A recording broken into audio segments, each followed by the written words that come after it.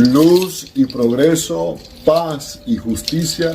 This is tu brujo favorito, Sancista, Brujo Luis. So today on Sancista Brujo Luis, I want to tackle the topic of the ancestor spirits. I get a lot of questions. This is what I teach my ahijados, my godchildren, in my espiritismo folclórico criollo.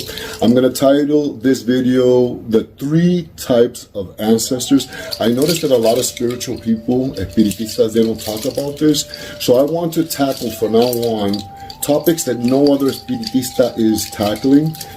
So this is the first one, which is the 3 types of ancestors that we have. So before I start the topic on the 3 types of ancestors, I want to answer a question that I get so many times. Do I call the ancestors what people call the Egun or the Egungun? And my answer to that question is no. I personally do not call my ancestors or the ancestors Egun or Egungun. So there is a reason why I personally do not use that title of Egun, Egungun. That terminology is used in Afro-Cuban Santeria to describe the ancestors, right? And it comes from West Africa. I believe that if you are part of that religion, you are a santero, an iyawo, and you belong to a house, then yes, you should use that term Egun or Egungun, right? I only received los collares in Santería y los guerreros. I'm only medio asentado, and then I decided to move on.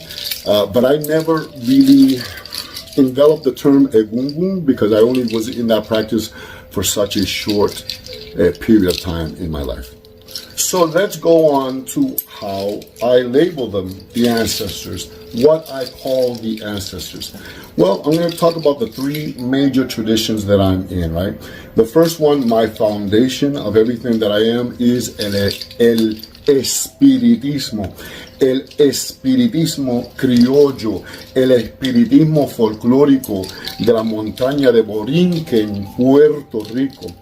And in the centros, in the templos in Puerto Rico, we use the Spanish term to call our ancestors, which is los antepasados, right? Antepasados or los ancestros. And so when you see us in Puerto Rico, en espiritismo criollo, en espiritismo folclórico, we will use los ancestros, los antepasados. Now, if you go to Cuba, where they might have a centro espiritista that's influenced by Santeria or influenced by like a Congo tradition, they might use, or they will definitely use the term Egun or Egungun. But in espiritismo criollo and espiritismo folclórico, we do not use that term Egun or Egungun. That comes from Afro-Cuban Santeria and West Africa. We use the term ancestros y antepasados. Also, our espíritus in our cuadro espiritual, we don't really use the term muertos. I mean, there is muertos in espiritismo, and maybe I'll break that down in a future video. But los espíritus de nuestro cuadro espiritual, we use los seres, los protectores, y los guías amongst that group, that wide group of espíritus en tu cuadro espiritual, spirits within your spiritual frame or spiritual family, seres, protectores, y guías. I didn't want to put the middle finger, y guías. So now I'm going to go into the term that we use in los sanse. El sanse or los sanse is the voodoo that was brought to Borinque in Puerto Rico by Haitians, Haitianos, our brother Haitianos and our brothers from Quisqueya who brought el voodoo. They brought la 21 División into Puerto Rico, and it intermingled with Espiritismo, becoming its own branch, and it's called Los Sanse. Sanse, right? And it's a form of Puerto Rican voodoo, I guess. We don't use the term voodoo in Puerto Rico, we use the term Sanse. Now in Puerto Rican Sanse, we also do not use the term Egun, or Egungun. We use the term to describe our ancestors as Los Sanse. There's a reason why we call them Los Sanse, because the word Sanse, Sanse, Puerto Rican Sanse, comes from the Haitian Creole word for the ancestral spirits, which is sunset, right? So when we talk about los ancestros in Sanse, we don't use the term Egun or Egungun, we use the term Sanse. Now in Puerto Rico, in Borinquen, and not just in Puerto Rico and Borinquen, but all throughout the Caribbean, a lot of people are re-identifying as Taíno, right? They're reclaiming their identidad Taíno, the root of the Caribbean islands, the Arawak, los Taínos, right?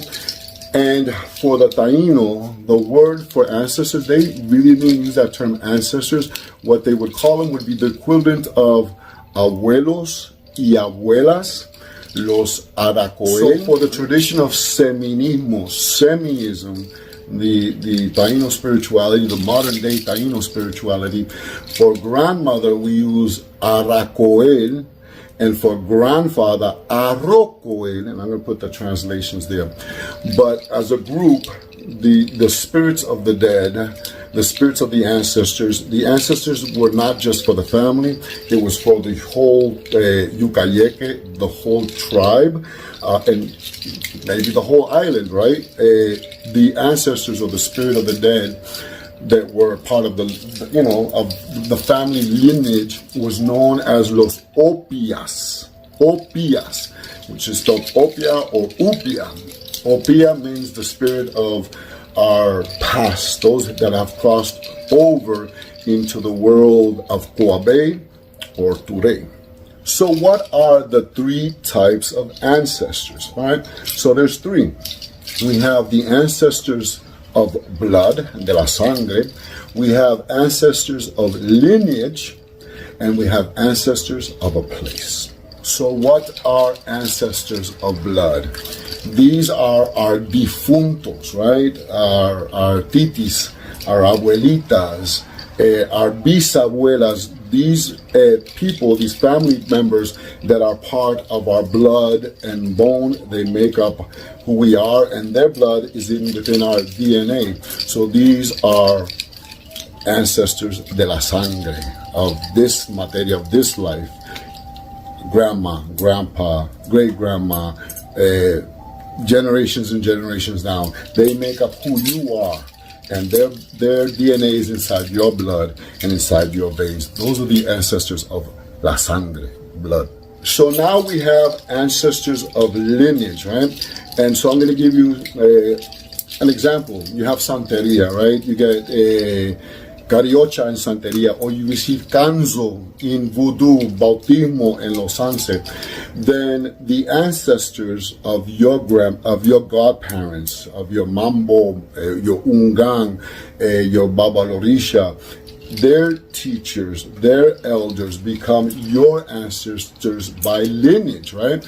Their spirits, the spirits that are honored in that religion, then those spirits become ancestors of lineage. There's a reason why in Santeria they use the term Omo Ochun, Hijo de Ochun, Hijo de Legua, Hijo de Chango, because now these guardian angels become, or these Orishas become like ancestral spirits, and you represent them, so they are part of an ancestral spirit, their lineage of line, their linaje.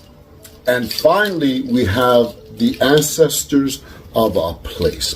Let me give you the best example of that. We are here in the United States. Before the colonizers came, before everyone came from Europe to Turtle Island, Caguama, right? The Turtle Land, there was indigenous people, the Native Americans, and so these become the ancestors of the land.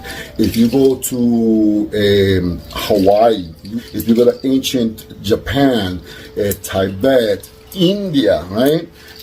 You bring your spirituality, but as a spiritual person, you should respect and honor the ancestors, the spirits of that land, of that tierra. So this is just a short video. I hope you enjoyed this video. Leave this comment, share this live. I appreciate it. If it gets some share. Hit that like button, subscribe if you have not subscribed. This is Sancista Brujo Luis. I'm going to tackle subjects that other espiritistas are not talking about that we need to delve deep into. Sancista Brujo Luis, los quiero mucho. Ciao. Bye.